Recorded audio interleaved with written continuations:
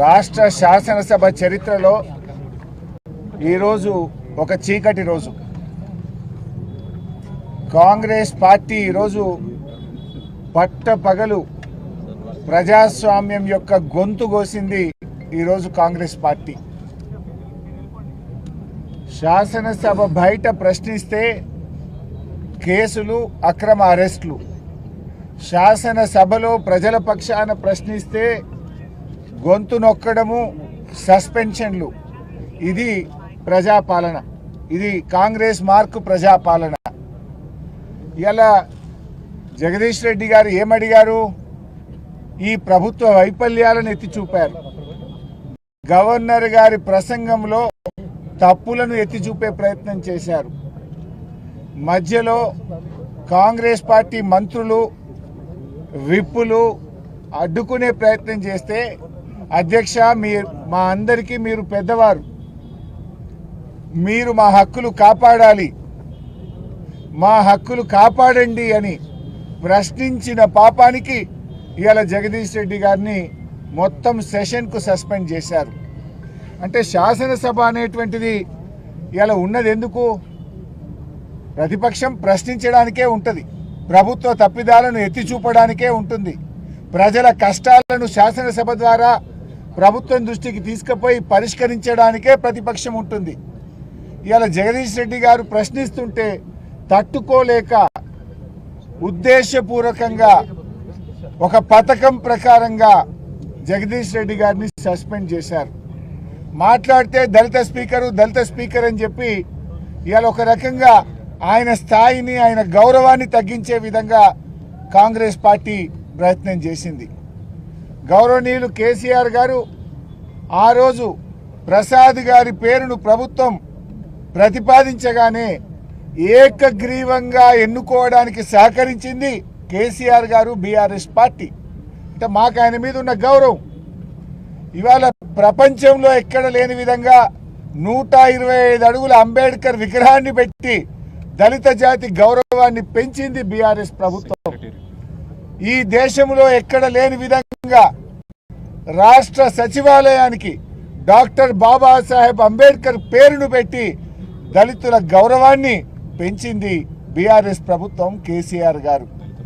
ఇవాళ ప్రపంచంలో ఎక్కడ లేని విధంగా 10 లక్షల రూపాయల దళిత బంధు పథకాన్ని ప్రవేశపెట్టింది ఇవాళ కేసీఆర్ గారు. కాంగ్రెస్ పార్టీ ఇవాళ దళితుల గురించి మాట్లాడుతుంది.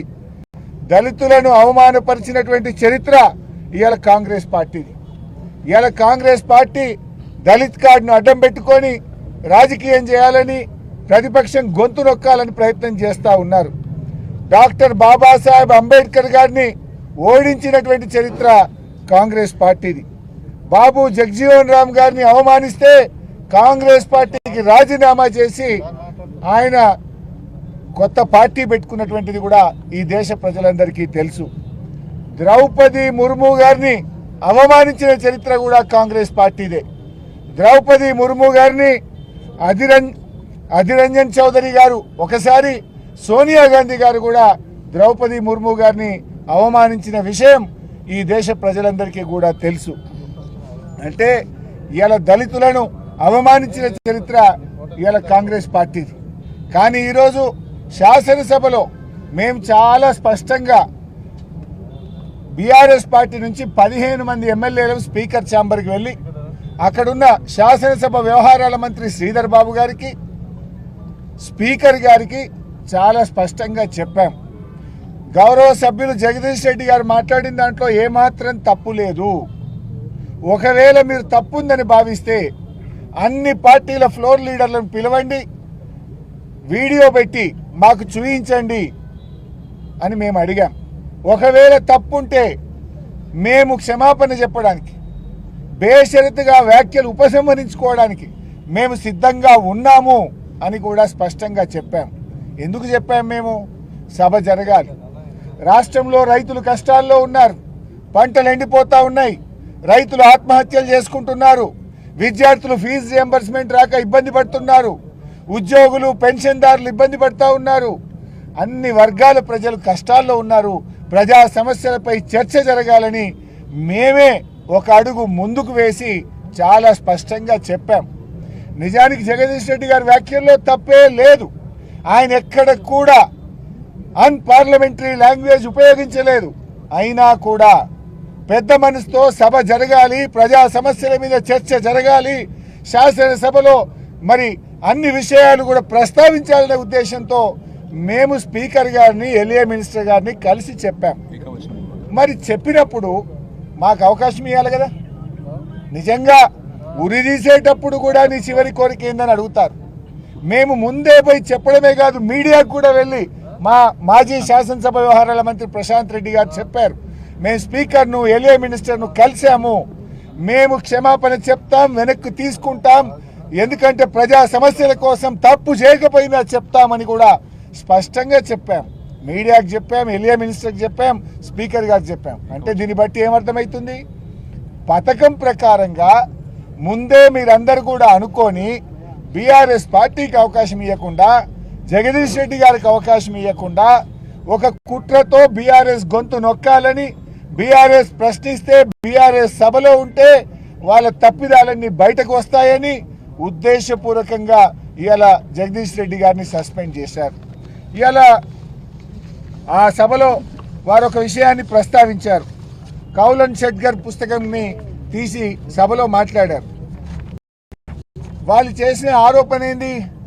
ఏకవచనం వాడారు అన్నారు. నిజానికి మా జగదీష్ అన్న ఏకవచనం వాడలే, మీ అన్నాడు తప్ప నువ్వు అనలే, నీ అనలే, మీ అన్నారు. మీరు మీ మీ మీ మీకే కాదు, ఈ సభ అందరికీ ఆయన పెద్ద మనిషి, స్పీకరు, సభ అందరికీ పెద్దవాడు, అందరి గురించి మాట్లాడాలని చెప్పే ప్రయత్నం చేశారు తప్ప ఏకవచనం వాడనే లేదు.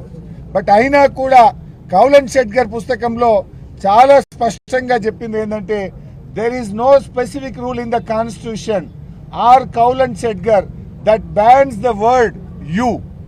అంటే ఏకవచనం వాడని కాన్స్టిట్యూషన్ లో కానీ, కౌలన్ షెట్గర్ ఏదైతే మనం పార్లమెంట్లో, శాసనసభల్లో ప్రామాణికంగా తీసుకునే పుస్తకంలో ఎక్కడ కూడా ఆ పదాన్ని బ్యాన్ చేయలేదు అని చాలా స్పష్టంగా చెప్పారు.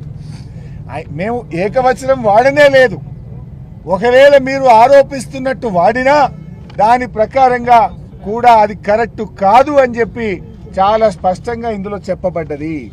అంటే ఇవాళ మీరు ప్రతిపక్షం యొక్క హక్కులు కాలరాసే విధంగా మీరు ప్రయత్నం చేస్తున్నారు. ప్రశ్నించడమే తప్పు. బయట ప్రశ్నిస్తే కేసులు, అరెస్టులు, శాసనసభలో ప్రశ్నిస్తే గొంతు నొక్కుడు, సస్పెన్షన్లు. ఇదేనా మీ ప్రజాపాలన? రాహుల్ గాంధీ గారు మీరు చెప్పే రాజ్యాంగ పరిరక్షణ ఇదేనా? నేను రాహుల్ గాంధీ గారిని అడుగుతా ఉన్నా. ఈ రాష్ట్రానికి ఇన్ఛార్జిగా వచ్చిన మీనాక్షి నటరాజన్ గారు ఏమన్నారు? ప్రశ్నించడం, ధర్నాలు చేయడం, నిరసించడం ఇది ప్రజాస్వామ్య హక్కు అన్నారు. ఇవాళ మేము అడిగింది, మా జగదీష్ అన్న ఏమడిగిండు?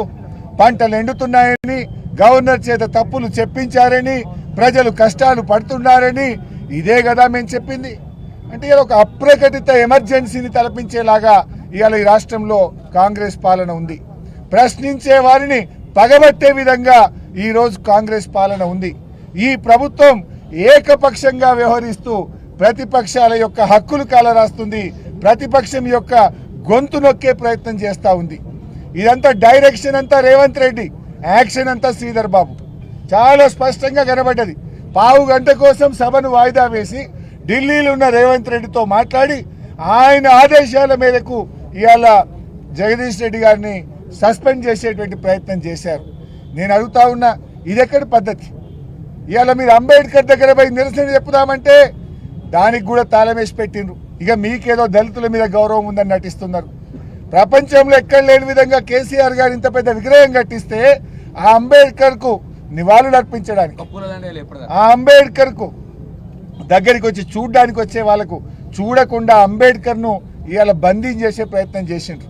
రేవంత్ రెడ్డి గారు కనీసం ఇంత పెద్ద అంబేద్కర్ విగ్రహం కడితే ఒక్కనాడు వచ్చి మీరు పూలదండేసినారా? ఇంకా మీరు దళిత జాతి మీద గౌరవం ఉన్నట్టు, మీకేదో ప్రేమ ఉన్నట్టు దాన్ని అడ్డం పెట్టుకొని ఇవాళ మా జగదీష్ రెడ్డి గారిని సస్పెండ్ చేసే ప్రయత్నం చేసినారు. ఇవాళ అదేవిధంగా ఉత్తమ్ కుమార్ రెడ్డి గారు కానీ సభలో మాట్లాడిన కాంగ్రెస్ పార్టీ సభ్యులు పూర్తిగా సభను తప్పుదో పట్టించే ప్రయత్నం చేశారు. సభా సాంప్రదాయాలను తుంగలో దొక్కారు.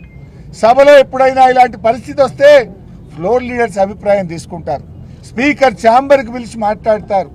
ఆ సభ్యుడికి అవకాశం ఇవ్వాలని కూడా రూల్స్ బుక్ చెప్తుంది. ఆ సభ్యుడు నువ్వు మాట్లాడిన వ్యాఖ్యలు వెనక్కి తీసుకొని చెప్పాలి. నిజంగా తప్పు మాట్లాడితే సభ్యుడికి అవకాశం ఇవ్వకుండా, ఫ్లోర్ లీడర్స్ అభిప్రాయం తీసుకోకుండా, కనీసం చర్చించకుండా, అయినా మేమే పెద్ద మనసుతో రాష్ట్రంలో ఉన్న ప్రజల యొక్క కష్టాలను సమస్యలను దృష్టిలో పెట్టుకొని ఒక అడుగు ముందుకు వేసి మేము మా వ్యాఖ్యలు ఉపసంహరించుకుంటాము, మేము హుందాగా ఈ సభ జరగడానికి సహకరిస్తామని చెప్తే మీరు ఒక పథకం ప్రకారంగా బీఆర్ఎస్కు మైక్ ఇస్తే వాళ్ళు చెప్తారు కనుక అప్పుడు సస్పెండ్ చేయడానికి అవకాశం ఉండదు కనుక చెప్పడానికి అవకాశం ఇవ్వకుండా, మైకు ఇవ్వకుండా ఓన్లీ కాంగ్రెస్ పార్టీ వాళ్ళని 4-5 మాట్లాడించి ఇదే సభ అభిప్రాయం అని, ఇదే మూడ్ ఆఫ్ ద హౌస్ అని చెప్పి సభను తప్పుదో పట్టిస్తూ సభా సాంప్రదాయాలను తుంగలో దొక్కుతూ ఈరోజు ఏకపక్షంగా సస్పెండ్ చేశారు. ఇది ప్రజాస్వామ్యంలో చీకటి రోజు.